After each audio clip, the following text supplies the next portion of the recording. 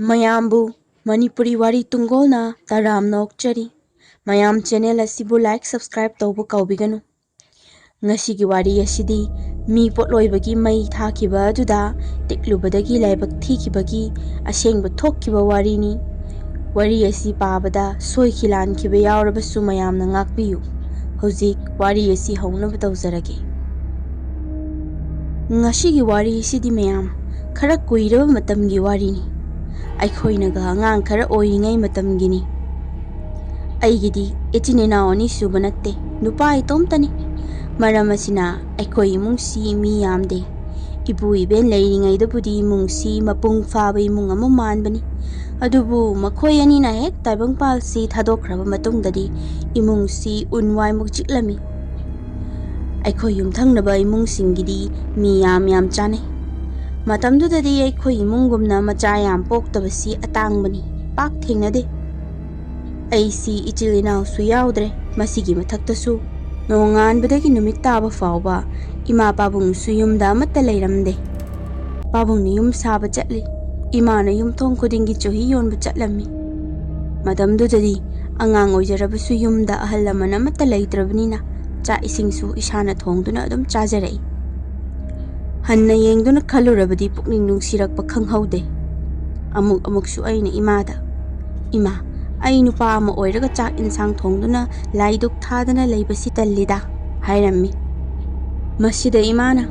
ꯃꯁꯤꯗꯤ ꯅꯨꯄꯥ ꯑꯣꯏꯒꯦꯔꯥ ꯅꯨꯄꯤ ꯑꯣꯏꯒꯦꯔꯥ ꯍꯩꯇꯕ ꯌꯥꯗ꯭ꯔꯕ ꯊꯧ ꯉꯥꯛꯇꯅꯤ ꯏꯕꯨꯡꯉꯣ ꯑꯩꯈꯣꯏ ꯂꯩꯇ꯭ꯔꯦ ꯅꯇꯣꯟꯗ ꯍꯤꯡꯂꯦ ꯍꯥꯏꯔꯕꯗꯤ ꯅꯪ ꯑꯗꯨ ꯃꯌꯥꯝꯗꯨ ꯁꯧ ꯂꯥꯎꯗꯕꯤ ꯇꯧꯈꯤꯗꯣꯏꯅꯤꯅꯦ ꯍꯥꯏꯗꯨꯅ ꯍꯦꯛ ꯍꯥꯏꯕꯤꯔꯝꯃꯤ ꯃꯇꯝꯗꯨꯒꯤ ꯆꯍꯤ 13-14ꯒꯤ ꯑꯩꯒꯤ ꯀꯣꯛꯇꯨꯅꯗꯤ ꯏꯃꯥꯅ ꯍꯥꯏꯕꯤꯔꯤꯕ ꯑꯗꯨꯒꯤ ꯑꯥꯔꯊ ꯂꯧꯁꯤꯟꯕ ꯉꯝꯂꯝꯗꯦ ꯑꯋꯣꯏꯅꯅ ꯁꯥꯎꯕꯨ ꯁꯥꯎꯅꯤꯡꯂꯝꯃꯤ ꯑꯗꯨꯕꯨ ꯍꯧꯖꯤꯛ ꯑꯩꯅ ꯒ꯭ꯌꯥꯟ ꯇꯥꯔꯛꯂꯕ ꯃꯇꯝ ꯑꯁꯤꯗꯗꯤ ꯏꯃꯥꯅ ꯍꯥꯏꯕꯤꯔꯝꯂꯤꯕꯗꯨ ꯌꯥꯝꯅ ꯆꯨꯝꯃꯤ ꯍꯥꯏꯗꯨꯅ ꯈꯟꯖꯔꯛꯈꯤ ꯏꯃꯥ ꯄꯥꯕꯨꯡ ꯑꯅꯤꯅ ꯍꯨꯟꯗꯣꯛꯇꯨꯅ ꯊꯅꯝꯕ ꯌꯨꯝ ꯏꯪꯈꯣꯜꯁꯤ ꯏꯇꯣꯝꯇꯅ ꯁꯦꯟꯅꯕꯗ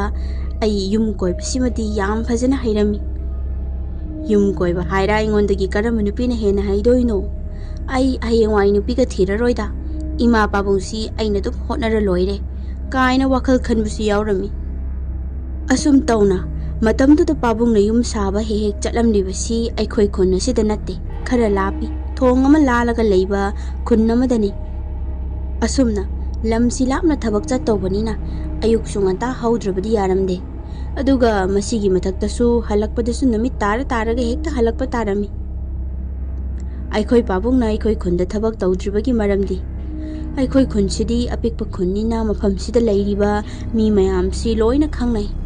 ꯑꯗꯨꯅ ꯈꯨꯠꯁꯨꯃꯟ ꯀꯔꯤ ꯀꯔꯥ ꯂꯧꯕꯁꯤ ꯍꯦꯛꯇ ꯐꯔꯛ ꯇꯥꯏ ꯃꯣꯏꯅ ꯍꯦꯛꯇ ꯀꯨꯂꯕꯤꯗꯨ ꯅꯪ ꯄꯩꯁꯥꯁꯤ ꯈꯔ ꯇꯥꯔꯣ ꯌꯨꯝ ꯃꯊꯛ ꯈꯛ ꯀꯨꯞꯄꯁꯤꯕꯨ ꯁꯪ ꯃꯆꯥꯁꯤ ꯈꯛ ꯆꯟꯕꯁꯤꯕꯨ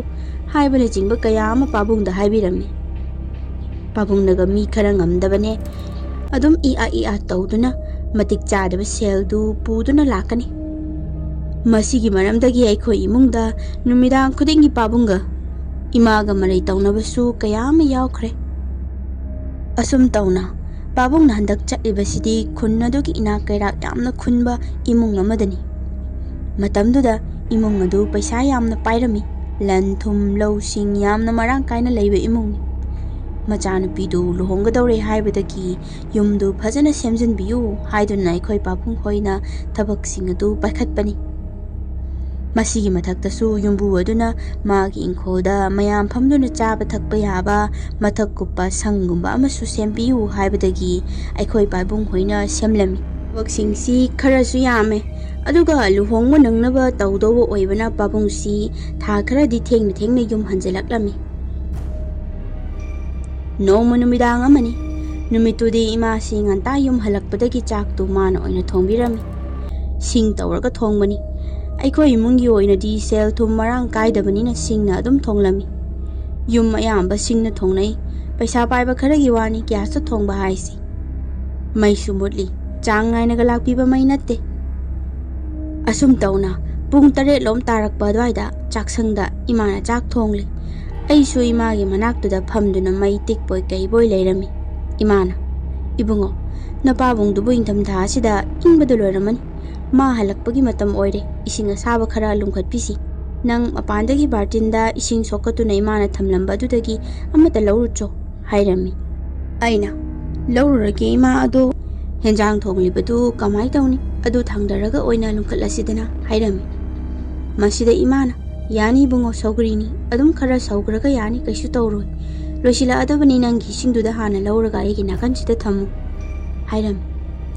Aisu maningda thoktuna ising bartin ama pusalaga leirang mana aduda thami. Henjang su thongba loisilaktuna imana thangdarami aduga chafu muba aikhoi ising he lumnabagi ma leiribadu imana thangatlami. Aduga aina isingdu ai haibirage ima haiduna bartin adudagi isingdu haijilami. Asomna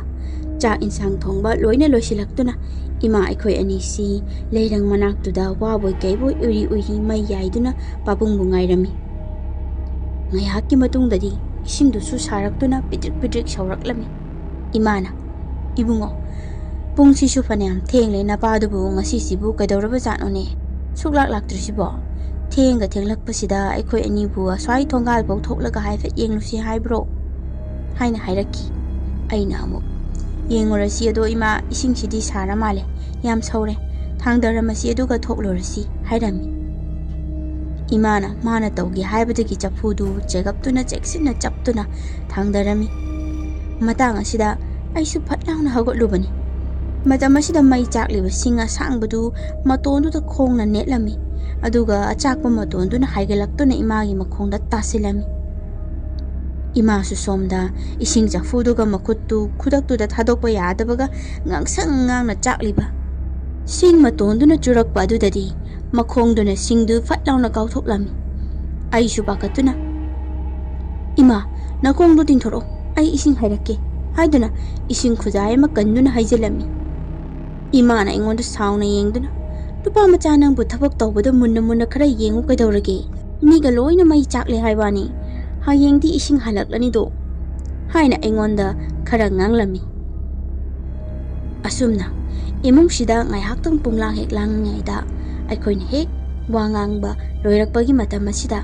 mapanda cycle thausilakpagi makhol ama taraki. Imana aikhoi ani na ngangnari ngai sida napadi lakpana bu hale hairaki. Mapanda mangol kachiladu cycle adu ngek laun ngasilambagi makhol taraklami. Aduga ngai haki matungda pabung si magi paidu khauduga chaksang tamna changlaklami. Namana chabu kadawrage yau langli dubo numidang sida mapandaga loina tare haibani tawhaide nungdang sida noibo haina hairaklam. Imana nachana pasina ne aigi khonga se mai chubada siram dawre hairam. Babungna amuk ibungo nang sudumakti nama sida tawhaide dana fanayam saunarasu haina serana na khanduna khumlakki. Aina amuk as babung soikibani imana pangai haibasida haina khumlami. Matang asida imana yaresi moi babungsu lambi lakpagi ingmana tarat chingsilamlani. Isinga loina sahalabani khong khuto mukta hana mapanda thoktuna hamdokluro aisu chak thinaba tawramlage hairammi. Babungna santi ai ngasidi ingdre humangna bo muk toiba isingdu pamuida sing tingkai sahaluraga leirang manaktuda ngasilaga dum thanamu khudai amana kupsilaga hayeng nang irujaba yani hairammi. Imana masida karinoni moi babung bunga orabro ingmana thak ningna ramatam sida humang sawi hairisibo hairami. Babungna aisi ngasai thabak halakpada labukta mai ngarang chaktuna yam phajana leirami aduda ngai hak phamduna ti thorakpanida aduga cycle du amo pijau si illaga thorakpadadi humangna punglup ledana hairami. Imana yamna ngakna nupa wathi warem du nganganu yorem thakpa soidana oiramni hojikpo ingra kansida kanana yumdagi tholaktuna labukta mai hugalaga tiktoino hairami. Babungna makok paiduna as aina ngamare yatna dobagi saruk khong sangna tingthoga lejarageda aina ngangba wasi suktha thajaroidabani nupi aibu thabak kawana surubane chakto lame haibani haina hairami. Aisu ngasai nakanda makoi ani na ngangnariba wasingdu taduna leiramani. Asumna babungna chak lame hairakpa sidadi ima suwa makha tada sat chak thinaba sem sarami. Numidang asimasu aikhoi imungsi harau chak chaminarami. Mathangi numitni babungsu imasu hanagi matawgumna thabak loina chatlami. ꯄꯥꯕꯨꯡꯅ ꯏꯃꯥꯗꯒꯤ ꯈꯔ ꯉꯟꯅ ꯆꯠꯂꯤ꯫ ꯑꯁꯨꯝꯅ ꯑꯩꯁꯨ ꯏꯇꯣꯝꯇ ꯂꯩꯕꯒ ꯑꯌꯨꯛꯀꯤ ꯆꯥꯛꯇꯨ ꯌꯥꯝꯅ ꯊꯨꯅ ꯊꯣꯡꯗꯣꯛꯂꯒ ꯇꯨꯝꯅꯤꯡꯉꯛꯄꯗꯒꯤ ꯐꯃꯨꯡꯗ ꯆꯪꯗꯨꯅ ꯇꯨꯝꯂꯝꯃꯤ꯫ ꯃꯇꯝꯗꯨꯗ ꯂꯥꯏꯔꯤꯛ ꯂꯥꯏꯁꯨ ꯇꯝꯕ ꯃꯤ ꯈꯔꯗꯤ ꯌꯥꯎꯏ꯫ ꯑꯗꯨ ꯑꯣꯏꯕ ꯇꯥꯔꯕꯁꯨ ꯂꯥꯏꯔꯤꯛ ꯀꯥꯏꯁꯤꯗꯤ ꯇꯝꯂꯁꯨ ꯌꯥꯕ ꯇꯝꯗ꯭ꯔꯁꯨ ꯑꯗꯨꯝ ꯌꯥꯕ ꯊꯕꯛ ꯑꯣꯏꯅ ꯂꯧꯅꯔꯝꯃꯤ꯫ ꯑꯩꯗꯤ ꯃꯍꯧꯁꯥꯅ ꯄꯤꯛꯂꯤꯉꯩꯗꯒꯤ ꯌꯨꯝ ꯁꯪꯗꯨꯅꯗ ꯂꯥꯛꯄꯅꯤꯅ ꯂꯥꯏꯔꯤꯛ ꯇꯝꯕꯒꯤ ꯋꯥꯈꯜꯒꯗꯤ ꯅꯣꯡꯃꯇ ꯁꯥꯒꯠꯂꯝꯗꯦ꯫ ꯏꯃꯥ ꯄꯥꯕꯨꯡꯅꯁꯨ ꯅꯣꯡꯃꯇ ꯄꯜꯂꯝꯗꯦ꯫ ꯃꯔꯝ ꯑꯁꯤꯅ ꯅꯨꯡꯊꯤꯟ ꯅꯣꯡꯃꯥꯡꯁꯤꯗꯤ ꯏꯃꯨꯡꯁꯤꯗ ꯊꯕꯛ ꯇꯧꯅꯤꯡꯉꯥꯏ ꯀꯔꯤꯃꯠꯇ ꯂꯩꯇ꯭ꯔꯕꯅꯤꯅ ꯄꯪꯇꯨꯝꯗ ꯇꯨꯝꯁꯤꯜꯂꯝꯃꯤ꯫ ꯅꯨꯃꯤꯠ ꯈꯨꯗꯤꯡꯒꯤ ꯆꯥꯛ ꯆꯥꯁꯤꯟꯕꯒ ꯇꯨꯝꯂꯕꯅꯤꯅ ꯏꯁꯥꯁꯤꯁꯨ ꯄꯨꯛꯀꯁꯤ ꯊꯣꯜꯂꯗꯅ ꯙꯨꯞ ꯙꯨꯞꯅꯤ ꯂꯥꯎꯔꯝꯂꯤꯕꯁꯤ ꯃꯇꯝ ꯑꯗꯨꯗ꯫ ꯑꯁꯨꯝꯅ ꯑꯩꯁꯤ ꯀꯟꯅ ꯇꯨꯝꯂꯤ꯫ ꯂꯨꯈꯥꯛꯀꯗꯨ ꯐꯦꯡꯕ ꯅꯠꯇꯦ, ꯀꯣꯟꯅ ꯇꯨꯝꯕ ꯍꯧꯔꯒꯅꯤ ꯐꯦꯡꯒꯗꯧꯔꯤꯕꯗꯣ꯫ ꯂꯨꯈꯥꯛ ꯃꯐꯝꯗꯨ ꯀꯥꯕꯛ ꯀꯥꯕꯛꯇꯅꯤ ꯋꯥꯏ ꯇꯩꯊꯣꯛꯂꯝꯂꯤꯕꯗꯣ꯫ ꯑꯁꯨꯝꯅ ꯑꯩꯁꯤ ꯑꯌꯨꯛꯇꯒꯤ ꯇꯨꯝꯕꯗꯨꯅ ꯅꯨꯡꯊꯤꯜ ꯅꯨꯃꯤꯠ ꯌꯨꯡꯕ ꯑꯗꯨꯋꯥꯏꯗ ꯃꯤꯠꯁꯤ ꯁꯤꯡꯂꯛꯈꯤ꯫ ꯑꯗꯨꯒ ꯐꯃꯨꯡꯗ ꯐꯝꯗꯨꯅ ꯇꯨꯝꯕ ꯍꯧꯕꯒꯤ ꯏꯁꯥꯁꯤ ꯍꯩꯅꯤꯡꯗꯕꯒꯤ ꯃꯪꯗꯨꯅ ꯂꯩꯔꯝꯃꯤ꯫ ꯑꯁꯨꯝꯅ ꯑꯩꯅ ꯇꯨꯝꯕ ꯍꯧꯒꯠꯄꯒꯤ ꯃꯤꯠ ꯐꯥꯛꯂꯤ ꯐꯥꯛꯂꯤ ꯇꯧꯔꯒ ꯀꯟꯅ ꯃꯪꯂꯤꯉꯩ ꯃꯇꯝꯁꯤꯗ ꯃꯄꯥꯟꯗ ꯁꯤꯡ ꯀꯟꯅ ꯀꯟꯅ ꯈꯥꯏꯕꯒꯤ ꯃꯈꯣꯜ ꯑꯃ ꯇꯥꯔꯛꯈꯤ꯫ ꯑꯦ, ꯄꯥꯕꯨꯡꯁꯤ ꯍꯜꯂꯛꯂ ꯃꯥꯜꯂꯦꯅꯦ, ꯑꯩ ꯁꯣꯏꯗꯅ ꯈꯣꯟꯊꯤ ꯆꯥꯔꯅꯤ ꯈꯟꯗꯨꯅ ꯐꯃꯨꯡꯗꯒꯤ ꯀꯨꯝꯊꯗꯨꯅ ꯃꯄꯥꯗ ꯊꯣꯛꯂꯛꯂꯝꯃꯤ꯫ ꯑꯩꯅ ꯅꯨꯡꯊꯤꯜꯗ ꯑꯁꯨꯝꯅ ꯍꯦꯛ ꯍꯦꯛ ꯇꯨꯝꯕꯁꯤ ꯄꯥꯕꯨꯡꯅ ꯌꯥꯝꯅ ꯁꯥꯎꯏ꯫ ꯃꯔꯝꯗꯤ ꯃꯥꯒꯤ ꯋꯥꯈꯜꯗ ꯑꯩꯅ ꯇꯨꯝꯗꯨꯅ ꯏꯪꯈꯣꯜ ꯁꯪꯕꯟ ꯑꯁꯤ ꯌꯦꯡꯁꯟꯗꯕꯤꯗ ꯊꯥꯗꯣꯛꯂꯒ ꯊꯝꯕꯁꯤ ꯌꯥꯅꯤꯡꯗꯦ꯫ ꯑꯁꯨꯝꯅ ꯑꯩꯅ ꯃꯄꯥꯟꯗ ꯊꯣꯛꯇꯨꯅ ꯄꯥꯕꯨꯡꯕꯨ ꯀꯧꯗꯨꯅ ꯁꯤꯡ ꯊꯝꯐꯝ ꯑꯗꯣꯝꯗ ꯆꯪꯁꯤꯜꯂꯤ꯫ ꯀꯅꯥꯃꯠꯇ ꯂꯩꯔꯝꯗꯦ꯫ ꯃꯈꯥ ꯇꯥꯅ ꯃꯅꯤꯡ ꯃꯌꯥ ꯀꯣꯏꯆꯪ ꯆꯪꯗꯨꯅ ꯄꯥꯕꯨꯡꯕꯨ ꯀꯧꯔꯝꯃꯤ꯫ ꯑꯗꯨꯕꯨ ꯄꯥꯕꯨꯡꯅ ꯈꯨꯝꯂꯛꯇꯕ ꯑꯁꯤꯗ ꯃꯥ ꯌꯨꯝꯗ ꯍꯜꯂꯛꯇ꯭ꯔꯤ ꯍꯥꯏꯕꯁꯤꯃꯗꯤ ꯈꯪꯂꯝꯃꯤ꯫ ꯏꯁꯥ ꯏꯇꯣꯝꯇ ꯑꯩꯅ ꯍꯧꯖꯤꯛ ꯇꯥꯈ꯭ꯔꯤꯕ ꯃꯈꯣꯜꯗꯨꯅ ꯀꯗꯥꯏꯗꯒꯤꯅꯣ? ꯅꯪꯅ ꯑꯩꯈꯣꯏ ꯌꯨꯝ ꯅꯥꯀꯟ ꯑꯁꯤꯗꯒꯤ ꯇꯥꯏꯗ ꯍꯥꯏꯅ ꯈꯜꯂꯝꯃꯤ꯫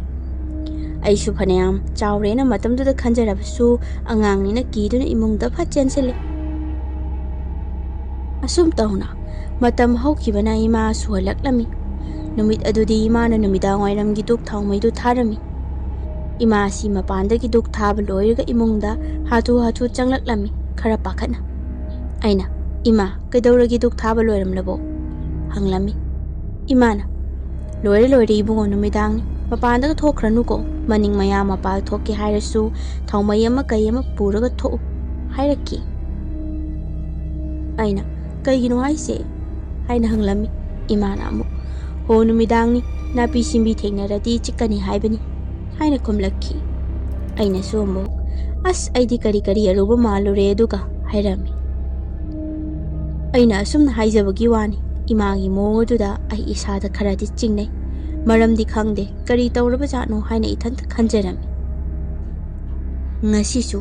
ꯉꯔꯥꯡꯒꯤ ꯃꯇꯧꯒꯨꯝꯅ ꯆꯥꯛ ꯏꯁꯤꯡ ꯊꯣꯡꯕ ꯂꯣꯏꯅ ꯂꯣꯏꯔ ꯐꯥꯎꯕ ꯄꯥꯕꯨꯡꯁꯤ ꯍꯜꯂꯛꯂꯝꯗꯦ꯫ ꯄꯥꯕꯨꯡꯅ ꯑꯁꯨꯝꯅ ꯍꯜꯂꯛꯇꯕ ꯑꯁꯤꯗ ꯑꯩꯅ ꯏꯃꯥꯗ ꯑꯣꯟꯁꯟꯗꯨꯅ, ꯏꯃꯥ, ꯊꯣꯡꯒꯥꯜꯗ ꯄꯥꯕꯨꯡ ꯂꯥꯛꯄ ꯉꯥꯏꯔꯨꯁꯤꯔꯣ ꯑꯩꯈꯣꯏ ꯑꯅꯤ ꯍꯥꯏꯗꯨꯅ ꯍꯪꯂꯝꯃꯤ꯫ ꯃꯁꯤꯗ ꯏꯃꯥꯅ ꯃꯉꯛ ꯍꯥꯏꯗꯨꯅ, ꯏꯕꯨꯡꯉꯣ, ꯊꯣꯛꯂꯒꯨꯝꯁꯤ, ꯃꯥꯏ ꯂꯥꯛꯆꯔꯅꯤ, ꯑꯗꯨꯒꯤ ꯁꯔꯨꯛ ꯅꯅꯥꯗꯨ ꯃꯨꯟꯅ ꯊꯥꯡꯒꯠꯂꯒ ꯁꯥꯏꯀꯜ ꯃꯈꯣꯜ ꯇꯥꯕ꯭ꯔꯥꯅ ꯇꯥꯎ꯫ ꯀꯅꯥ ꯈꯪꯅꯤ ꯅꯄꯥꯗꯣ ꯌꯨꯔꯦꯝ ꯊꯛꯇꯨꯅ ꯁꯥꯏꯀꯜ ꯊꯧꯕ ꯉꯝꯗꯕꯤ ꯍꯥꯏꯗꯨꯅ ꯂꯥꯛꯄꯁꯨ ꯍꯥꯏꯔꯛꯂꯝꯃꯤ꯫ ꯑꯩꯅ ꯑꯃꯨꯛ, ꯑꯁ ꯏꯃꯥ, ꯅꯪꯁꯨꯕ, ꯄꯥꯕꯨꯡꯁꯤ ꯊꯕꯛ ꯋꯥꯅ ꯋꯥꯅ ꯁꯨꯔꯤꯁꯤꯕꯨ ꯑꯗꯨꯃꯥꯏꯅ ꯍꯦꯛꯇ ꯊꯤꯅ ꯉꯥꯡꯕꯤ, ꯍꯌꯦꯡꯋꯥꯏ ꯑꯩꯉꯣꯟꯗꯒ ꯅꯨꯄꯤꯅ ꯑꯗꯨꯃꯥꯏꯅ ꯍꯥꯏꯔꯛꯂꯗꯤ ꯐꯨꯗꯠꯀꯗꯧꯅꯤ ꯍꯥꯏꯔꯝꯃꯤ꯫ ꯏꯃꯥꯅ ꯑꯃꯨꯛ, ꯍꯦ, ꯑꯩꯗꯤ ꯊꯕꯛ ꯋꯥꯗꯕ꯭ꯔꯥ, ꯇꯨꯃꯤꯟ ꯂꯩꯌꯨ, ꯍꯥꯏꯕ ꯌꯥꯗꯅ ꯍꯥꯏꯔꯤꯅꯤ, ꯅꯪ ꯆꯥꯛ ꯂꯥꯝꯃꯗꯤ ꯊꯤꯕꯤꯔꯒꯦ, ꯆꯥꯊꯣꯛꯂꯣ ꯍꯥꯏꯗꯨꯅ ꯑꯩꯒꯤ ꯆꯥꯛꯇꯨ ꯏꯃꯥꯅ ꯊꯤꯕꯤꯔꯝꯃꯤ꯫ ꯑꯁꯨꯝꯅ ꯑꯩꯅ ꯆꯥꯛ ꯆꯥꯕ ꯍꯧꯔꯛꯄ ꯃꯇꯝ ꯑꯁꯤꯗ ꯄꯥꯕꯨꯡꯒꯤ cycle ꯃꯈꯣꯜꯗꯨ ꯇꯥꯔꯛꯈꯤ꯫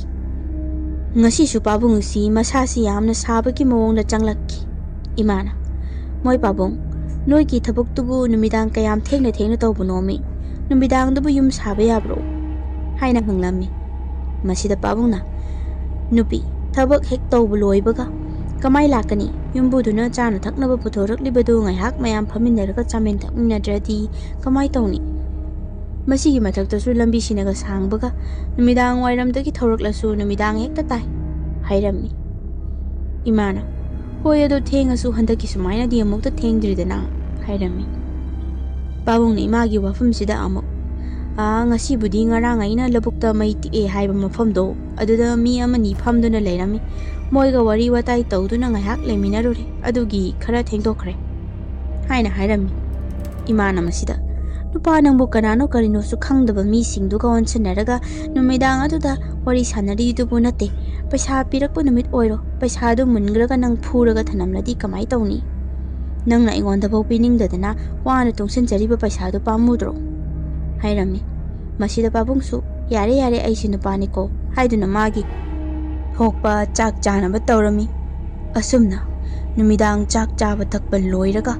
tumna hipnabugi matam masida mapan sida sandal tonglaga kanagumba ma phat phat hangat handa chatpugi makhol ama tarakki matamduda aikhoi ima si tumdri chaksangda pot jai loshanduna laibani aina ima gi manakta changsanduna ima sida makhol ama tai si nang tabra yinglu law haiduna khara nakna pusilami imabu ima na ngayak munna tarabigi matung tawning tawsunu mapala tawbani manungda changlakpa kaisu ngamloi ima nangi phamung makhasida larten si thanbiramge ko tumnaba tawro hairakki aina amu ima kainoba changlak toise mapanda leiri si kainoba hanglammi masida imana ibungo numidang sida masigi wari si sanaba tawhaide ima hayeng haige kaisu tawroi nangi tumpham thokpadu tumu tumthakradi makhol sisu tararoidabani haiduni thembirammi aishu imagi wahaiduna mapanda leiriba si mi natte haibasi khanglakpadagi isada hena kijarami adubu manungda changlak loi haibaduda wakhal si kharasu yang asumna faniyam koina ai tumthaba yaramde karamna su yagani mapanchida mira laira khangdaba amana sandal phet phet launa hangat handa chattuna leirabada makhol adu phat pha ngai hak chatlamni aduga amungna chap launa leptuna aham aha launa khaude makani tabada hainadraba on thokna ki khraba mawngni numit aduda tawribado pochaga sina mi oiramlabadi maram suklai leitana hangat handa chatpagi mahut manungda leiriba mi singsi kauraklamloidra asumna numidang adu kina haukhirami mathangi ayukta aina mit singlakpada aikhoi pabung si masa sagatli haiduna imana koi chenduna leirami pabungna aibu kaurakpadagi magi manakta changlami ibungo noi pabung tompo khoida amukta chatlaga pabung do masa ngamdre ngasidi thabak laklaroi haina amukta hairacho thabak naga yambani soidana matha sanaramlagani hairam aisu jinyaga sengdabida pabung tompok tu thabak chatkibana halani khanduna cycle tu thauraga makhoi yum tamna laklami pabung tompok khoi yum yaurabada aina kokthokduna pabung aikhoi paung do masa khara sagar hobudagi ngasidi thabak lepani hai aduna thabak lakpa ngamlaroi hairami masida pabung tompok nasu haima kayam kanna ngamdrino ne ngarang aikoina hai asinba khara charubadudagi oizala phare phajana potha halo haina hairaklam asumna numidadu madi pabung si thabak chatlamde nungthil chupa rum hauduna masasi potha pamama khanglamdabi leirami ima su thabak chattaba makai pabung bu senaduna leirami makha tana numidang wairam yaurakpadadi pabung si phajana tumthakirami asumna pabung na hek tumthaba haurakpaga ikan kanadana pabung tompokna mapandagi kulabidu hai kulabidu nangbu tabro naba khara pharabro haina kauraklami madam asida imaga aiga si mapanda thoklami imana tada lakpirira moi pabung di hojikta masa khara nungairakpadagi tumthakibada ngairi hairami masida pabung tompokna ibema as hojik phawba handri boire sagatpado ma si nadi nagandabani adubu amuk nabadari sathi nabani nahan waidagini aduna ne aisu pakatana changlaklibaseni imana amu yani da tada hayenga yauradi pharani da ado tada khoi thabak si sungai kanda nungtige dum halakpro haina hanglami masida pabung tompokna hoi halai be manga sibudi kitang nganle aduisu adum sidagi khaji kharak thengdabani da adu yam khenaba nate kulabidubu thengna hanjela iro haina imada amuk hanglammi imana hoine tada numidang pung 9 daga hanjelakpa yawi handaksi yam theng hanjelai haiba aina kai tawraga leirubano thengni se hangasu labukta miga mai tikminaraga leirubaini hekta haiba haiduna imana khumlammi pabung tompokna amuk madi kadaida tiklilone aina nungtigi halakli se mai hugatpa amat urakte mai dilaradana aikhoina lakliba lambidu mi phonga kaya chanadabani aduna bu labuktuda mi pot oinaribani ꯅꯍꯥꯟꯗꯁꯨ ꯑꯃ ꯄꯣꯠꯂꯣꯏ ꯍꯧꯕꯅꯤ ꯍꯥꯏꯅ ꯍꯥꯏꯔꯝꯃꯤ꯫ ꯏꯃꯥꯅ ꯄꯥꯕꯨꯡ ꯇꯣꯝꯄꯣꯛꯅ ꯍꯥꯏꯔꯤꯕ ꯋꯥꯗꯨ ꯇꯥꯕꯗ ꯃꯈꯥꯗ ꯃꯀꯣꯛ ꯄꯥꯏꯗꯨꯅ ꯁꯠ ꯐꯝꯊꯔꯒ, ꯇꯥꯗ ꯃꯈꯣꯏ ꯄꯥꯕꯨꯡꯅ ꯃꯩ ꯇꯤꯛꯑꯦꯅ ꯅꯍꯥꯟ ꯍꯥꯏꯔꯤꯁꯤꯗꯤ ꯃꯤ ꯄꯣꯠꯂꯣꯏꯕꯒꯤ ꯃꯩꯗꯨ ꯁꯣꯏꯗꯅ ꯑꯣꯏꯔꯝꯃꯅꯤ, ꯃꯊꯣꯡ ꯑꯣꯟꯊꯣꯛꯅ ꯊꯣꯛꯈꯤꯗ꯭ꯔꯦꯗꯀꯣ ꯍꯥꯏꯅ ꯃꯊꯥ ꯁꯥꯅ ꯍꯥꯏꯔꯝꯃꯤ꯫ ꯃꯁꯤꯗ ꯄꯥꯕꯨꯡ ꯇꯣꯝꯄꯣꯛꯅ, ꯏꯕꯦꯝꯃ ꯃꯥꯁꯨ ꯈꯪꯂꯝꯃꯣꯏꯗ, ꯃꯗꯥꯎ ꯌꯥꯗꯕ ꯍꯥꯏꯗꯣ ꯁꯤꯅꯤ, ꯅꯣꯏ ꯉꯁꯤ ꯅꯠꯇ꯭ꯔꯕꯁꯨ ꯌꯥꯝꯅ ꯊꯨꯅ ꯍꯌꯦꯡ ꯑꯃꯥꯏꯕ ꯑꯃ ꯀꯧꯔꯨꯔꯣ ꯑꯗꯨꯒ ꯌꯦꯡꯊꯣꯛꯍꯟꯁꯤ ꯍꯥꯏꯔꯛꯈꯤ꯫ ꯏꯃꯥꯅ, ꯉꯔꯥꯡꯁꯨ ꯁꯨꯃꯥꯡꯁꯤꯗ ꯑꯃꯨꯕ ꯑꯃ ꯆꯠ ꯂꯩꯌꯦꯅ ꯑꯩꯅ ꯈꯜꯂꯦꯕ, ꯇꯥꯗ ꯅꯠꯇꯦ, ꯑꯩꯅ ꯌꯥꯝꯅ ꯉꯛꯂꯤꯕꯗꯤ ꯃꯥꯒꯤꯁꯦ ꯉꯔꯥꯡꯁꯨ ꯃꯩ ꯇꯤꯛꯏ ꯍꯥꯏ, ꯃꯤ ꯄꯣꯠꯂꯣꯏꯕ꯭ꯔꯣ ꯉꯔꯥꯡꯁꯨ ꯍꯥꯏꯅ ꯍꯪꯂꯝꯃꯤ꯫ ꯄꯥꯕꯨꯡ ꯇꯣꯝꯄꯣꯛꯅ, ꯉꯔꯥꯡꯒꯤꯗꯤ ꯃꯤ ꯁꯤꯕ ꯌꯥꯎꯗꯕ ꯃꯥꯜꯂꯤꯗ, ꯑꯗꯣ ꯑꯃꯕꯨ ꯑꯣꯏꯔꯦ ꯑꯃꯕꯨ ꯑꯣꯏꯗ꯭ꯔꯦ, ꯑꯃꯥꯏꯕ ꯈꯪꯕ ꯑꯃ ꯀꯧꯔꯒꯗꯤ ꯌꯦꯡꯊꯣꯛꯍꯜꯂꯁꯤ, ꯑꯩꯁꯨ ꯊꯦꯡꯂꯦ ꯌꯨꯝ ꯍꯟꯅꯕ ꯇꯧꯔꯒꯦ, ꯅꯃꯥꯅ ꯆꯥ ꯂꯩꯖꯍꯧꯔꯣ ꯍꯥꯏꯔꯝꯂꯒ ꯆꯠꯈꯤ꯫ ꯅꯨꯃꯤꯗꯥꯡ ꯑꯗꯨꯃꯁꯨ ꯃꯄꯥꯟꯁꯤꯗ ꯀꯅꯥꯒꯨꯝꯕ ꯑꯃꯅ ꯐꯤ ꯑꯃ ꯄꯥꯏꯗꯨꯅ ꯀꯥꯡ ꯐꯗ꯭ꯔꯠ ꯐꯗ꯭ꯔꯠ ꯍꯨꯝꯕꯒꯤ ꯃꯈꯣꯜ ꯇꯥꯔꯝꯃꯤ꯫ ꯃꯁꯤꯒꯤ ꯃꯊꯛꯇꯁꯨ ꯑꯩꯈꯣꯏ ꯄꯥꯕꯨꯡꯒꯤ ꯁꯥꯏꯀꯜ ꯊꯝꯂꯤꯕ ꯑꯗꯣꯝꯗꯒꯤ ꯑꯩꯈꯣꯏ ꯄꯥꯕꯨꯡꯅ ꯊꯕꯛ ꯍꯦꯛ ꯍꯦꯛ ꯍꯜꯂꯛꯂꯒ ꯁꯥꯏꯀꯜ ꯈꯥꯝꯂꯝꯕꯒꯤ ꯃꯈꯣꯜꯗꯨꯁꯨ ꯇꯥꯔꯛꯈꯤ꯫ ꯑꯁꯨꯝ ꯇꯧꯅ ꯑꯩꯈꯣꯏ ꯏꯃꯨꯡꯁꯤ ꯇꯝꯅꯕ ꯍꯥꯏꯗꯣ ꯑꯣꯏꯔꯝꯃꯤ꯫ ꯅꯣꯡꯉꯥꯜꯂꯕ ꯃꯇꯝꯗ ꯏꯃꯥꯅ ꯑꯩꯉꯣꯟꯗ, ꯏꯕꯨꯡꯉꯣ ꯅꯄꯥꯗꯣ ꯑꯃꯨꯛꯇ ꯍꯧꯗꯣꯛꯂꯨꯆꯣ, ꯅꯥꯕ ꯈꯔ ꯐꯔꯕ꯭ꯔꯥ ꯍꯪꯉꯨ ꯍꯥꯏꯔꯛꯈꯤ꯫ ꯑꯩꯅ ꯑꯃꯨꯛ, ꯑꯁ ꯏꯃꯥ ꯅꯣꯏ ꯇꯨꯃꯤꯟꯅꯔꯤꯗꯨꯕꯨ ꯉꯁꯥꯏꯅ ꯅꯪꯅ ꯍꯧꯒꯠꯄꯗꯨꯗ ꯌꯦꯡꯂꯝꯂꯁꯨ ꯌꯥꯗ꯭ꯔꯣ ꯍꯥꯏꯔꯝꯃꯤ꯫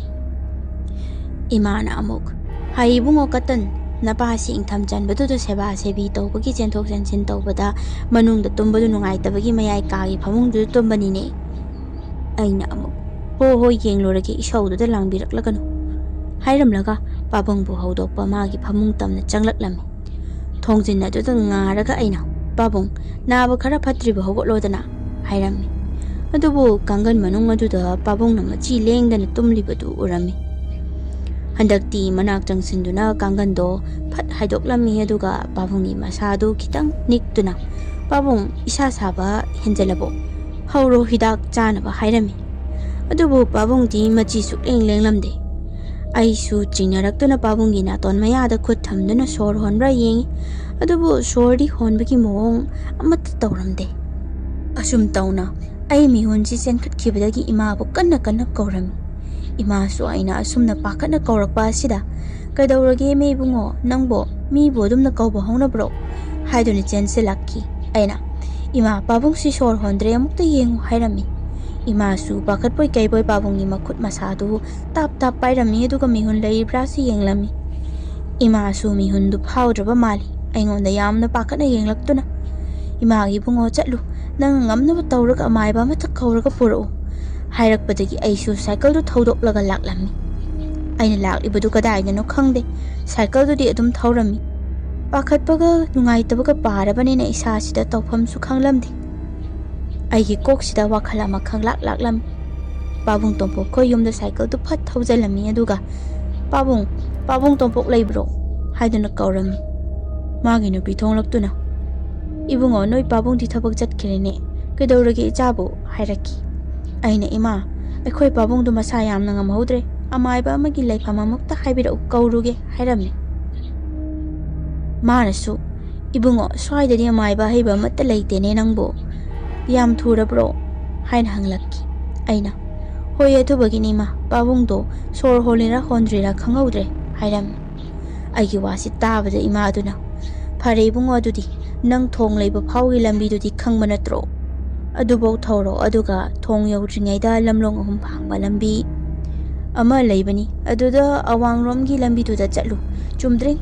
ꯑꯗꯨꯒꯅꯦ ꯃꯣꯏ ꯑꯗ꯭ꯋꯥꯏꯒꯤ ꯃꯤꯁꯤꯡꯗꯨꯗꯅꯦ ꯑꯃꯥꯏꯕ ꯀꯨꯟꯖꯣꯒꯤ ꯌꯨꯝ ꯑꯃꯨꯛꯇ ꯇꯥꯛꯄꯤꯌꯨ ꯍꯥꯏꯌꯨ ꯍꯥꯏꯅ ꯍꯥꯏꯔꯝꯃꯤ꯫ ꯑꯁꯨꯝ ꯇꯧꯅ ꯑꯩ ꯄꯥꯕꯨꯡ ꯇꯣꯝꯄꯣꯛꯀꯤ ꯅꯨꯄꯤꯅ ꯇꯥꯛꯄꯤꯔꯛꯄ ꯑꯃꯥꯏꯕꯗꯨꯒꯤ ꯃꯌꯨꯝ ꯇꯥꯅ ꯆꯠꯇꯨꯅ ꯃꯥꯕꯨ ꯀꯧꯔꯝꯃꯤ꯫ ꯂꯥꯏꯕꯛ ꯐꯕ ꯍꯥꯏꯒꯗ꯭ꯔꯥ, ꯑꯃꯥꯏꯕꯗꯨꯁꯨ ꯃꯌꯨꯝꯗ ꯂꯩꯔꯝꯃꯤ꯫ ꯃꯈꯥ ꯇꯥꯅ ꯑꯃꯥꯏꯕꯗꯨꯕꯨ ꯑꯩꯅ ꯑꯩꯈꯣꯏ ꯌꯨꯝ ꯐꯥꯎꯕ ꯄꯨꯔꯛꯂꯝꯃꯤ꯫ ꯑꯃꯥꯏꯕꯗꯨꯅ ꯄꯥꯕꯨꯡꯒꯤ ꯃꯁꯥ ꯄꯥꯏꯔꯒ ꯌꯦꯡꯂꯝꯃꯤ, ꯑꯗꯨꯒ ꯏꯃꯥꯗ ꯑꯣꯟꯁꯤꯟꯗꯨꯅ, ꯏꯕꯦꯝꯃ ꯏꯕꯨꯡꯉꯣ ꯁꯤꯗꯤ ꯂꯩꯇ꯭ꯔꯦꯅꯦꯍꯦ, ꯃꯁꯥꯁꯤꯗ ꯂꯥꯏꯌꯦ ꯇꯤꯟ ꯌꯦꯠꯄꯒꯤ ꯃꯑꯣꯡꯁꯨ ꯇꯧꯏ, ꯅꯪꯕꯨ ꯀꯔꯤ ꯀꯔꯤꯒꯗꯤ ꯈꯪꯕ ꯂꯩꯒꯦ, ꯆꯨꯝꯅꯒꯤ ꯃꯤꯁꯤꯗꯤ ꯅꯠꯇꯦ ꯍꯥꯏꯔꯛꯈꯤ꯫ ꯏꯃꯥꯅ ꯀꯞꯇꯨꯅ ꯑꯃꯥꯏꯕꯗꯨꯗ ꯊꯣꯛꯈꯤꯕ ꯋꯥ ꯄꯨꯝꯕ ꯍꯥꯏꯔꯝꯃꯤ꯫ ꯑꯃꯥꯏꯕꯗꯨꯅ, ꯏꯕꯦꯝꯃ ꯑꯗꯨꯗꯤ ꯂꯨꯔꯤꯅꯦꯍꯦ ꯃꯤ ꯄꯣꯠꯂꯣꯏꯕꯒꯤ ꯃꯩꯗꯨꯗ ꯇꯤꯛꯂꯨꯔꯕꯅꯤꯅ ꯃꯇꯨꯡꯗ ꯐꯠꯇꯕ ꯃꯌꯥꯝ ꯏꯟꯅꯔꯛꯇꯨꯅ ꯑꯍꯤꯡꯁꯤꯗ ꯅꯝꯁꯤꯟꯗꯨꯅ ꯊꯋꯥꯏ ꯂꯧꯕꯅꯤ ꯑꯗꯨꯒꯅꯦ ꯃꯥꯅ ꯀꯣꯟꯅ ꯃꯩ ꯇꯤꯛꯃꯤꯟꯅꯩ ꯍꯥꯏꯔꯤꯕꯗꯨꯁꯨ ꯑꯩꯗꯤ ꯃꯤ ꯑꯣꯏꯔꯝꯒꯅꯤ ꯍꯥꯏꯕ ꯊꯥꯖꯗꯦ ꯃꯃꯤꯠꯇ ꯄꯪꯎꯗ ꯎꯍꯟꯕ ꯑꯣꯏꯔꯝꯒꯅꯤ ꯏꯄꯥꯁꯨ ꯋꯥꯁꯤꯡꯁꯦ ꯃꯇꯥꯡꯁꯤꯗ ꯀꯩꯁꯨ ꯍꯥꯏꯅꯤꯡꯗꯦ ꯅꯪꯅ ꯋꯥꯕꯗꯨ ꯅꯨꯡꯉꯥꯏꯇꯦ ꯑꯗꯨꯕꯨꯅꯦꯍꯦ ꯅꯪꯁꯨ ꯈꯪꯗ ꯌꯥꯗꯕ ꯑꯣꯏꯕꯒꯤꯅꯤ ꯅꯈꯣꯏ ꯏꯃꯨꯡꯁꯤꯒꯤ ꯀꯥꯆꯤꯟ ꯀꯣꯌꯥ ꯃꯅꯤꯡ ꯃꯌꯥꯁꯤꯗ ꯂꯣꯏꯅ ꯂꯨꯝꯗꯨꯅ ꯂꯩꯔꯦ ꯏꯕꯨꯡꯉꯣꯁꯤꯒꯤ ꯃꯊꯧ ꯄꯥꯡꯕ ꯂꯣꯏꯔꯒ ꯁꯦꯡꯗꯣꯛꯇꯕ ꯌꯥꯔꯣꯏꯗꯧꯔꯤ ꯍꯥꯏꯅ ꯍꯥꯏꯔꯝꯃꯤ ꯑꯁꯨꯝ ꯇꯧꯅ ꯉꯥꯏꯍꯥꯛ ꯂꯩꯔꯒ ꯄꯥꯕꯨꯡ ꯇꯣꯝꯄꯣꯛꯁꯨ ꯆꯦꯜꯂꯛꯂꯝꯃꯤ ꯑꯗꯨꯒ ꯃꯈꯣꯏ ꯈꯔꯅ ꯇꯧꯔꯒ ꯄꯥꯕꯨꯡꯒꯤ ꯃꯊꯧ ꯄꯥꯡꯊꯣꯛꯂꯝꯃꯤ ꯑꯁꯨꯝꯅ ꯄꯥꯕꯨꯡꯅ ꯂꯩꯈꯤꯗ꯭ꯔꯕ ꯃꯇꯨꯡꯗꯗꯤ ꯑꯩꯈꯣꯏ ꯏꯃꯨꯡꯁꯤ ꯌꯥꯝꯅ ꯋꯥꯔꯝꯃꯤ ꯑꯩꯁꯨ ꯄꯥꯕꯨꯡꯅ ꯇꯧꯔꯝꯕꯒꯨꯝꯅ ꯌꯨꯝ ꯁꯥꯕ ꯆꯠꯂꯝꯃꯤ ꯏꯃꯥꯁꯨ ꯄꯥꯕꯨꯡꯒꯤ ꯋꯥꯈꯜꯗ ꯋꯥꯈꯜ ꯂꯩꯅꯥ ꯍꯥꯏꯗꯣ ꯑꯣꯏꯔꯝꯃꯤ ꯑꯗꯨꯕꯨ ꯑꯩꯅ ꯉꯝꯅꯕ ꯍꯣꯠꯅꯗꯨꯅ ꯁꯦꯟꯅꯖꯕꯗꯒꯤ ꯏꯃꯥꯕꯨꯗꯤ ꯀꯟꯕ ꯉꯝꯍꯧꯗꯨꯅ ꯃꯇꯝ ꯁꯥꯡꯅ ꯃꯁꯨ ꯍꯥꯛꯇꯛ ꯐꯥꯎꯕ ꯑꯩꯈꯣꯏꯕꯨ ꯆꯤꯛꯀꯣꯟꯅ ꯀꯣꯟꯕꯤꯗꯨꯅ ꯂꯩꯕꯤꯔꯝꯃꯤ ꯉꯁꯤꯒꯤꯗꯤ ꯃꯇꯥꯡ ꯑꯁꯤꯗ ꯋꯥꯔꯤ ꯑꯁꯤ ꯂꯣꯏꯁꯤꯟꯖꯔꯦ ꯃꯊꯪ ꯋꯥꯔꯤ ꯑꯃꯒ ꯑꯃꯨꯛ ꯄꯨꯗꯨꯅ ꯂꯥꯛꯆꯒꯦ ꯊꯥꯒꯠꯆꯔꯤ